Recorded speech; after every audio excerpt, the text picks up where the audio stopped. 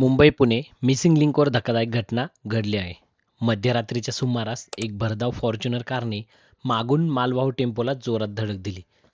या धडकेत फॉर्च्युनर कारचा चक्काचूर झाला असून एका जागी मृत्यू झाल्याचे समोर आले आहेत.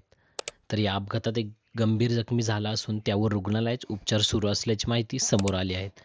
या घटनेतील मृत व्यक्ती पुण्यातील युवा नेता असून या घटनेमुळे परिसरात शोककळा पसरली जात आहेत.